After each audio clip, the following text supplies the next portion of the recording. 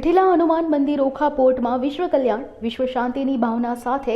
સંત બિહારી બાબાના હસ્તે અખંડ હરિનામ સંકીર્તન શ્રીરામ જય રામ મહાયજ્ઞનો પ્રારંભ કરવામાં આવ્યો હતો। તેમજ આ અખંડ ધૂન 9 દિવસ જુદી જુદી ધૂન મંડળીઓ રામનામ ભજનની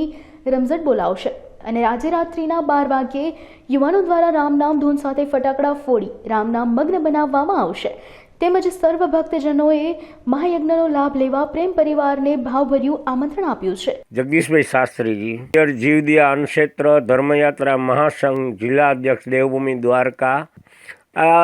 राम लाम में लीन है देखत सब में राम, ए मंत्र ने सार्थक करनार एक महान दिव्य आत्मा एटले आपड़ा चैतन्य प्रभुश्री एवा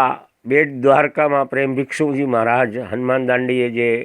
अत्यंत साधना करी थी अने राम प्रभुना ए महामंत्र ने एणे जगत विख्यात करी अने जगत ने आप्यो आ महामंत्र। तो आपड़ा पूजनीय श्री बिहारी बापू जे टेकरी हनुमान बेट द्वारकाना महान संत अने तमाम सौराष्ट्र में फरीने आ प्रेम भिक्षु महाराजना मंत्र ने सार्थक करीने जगत ने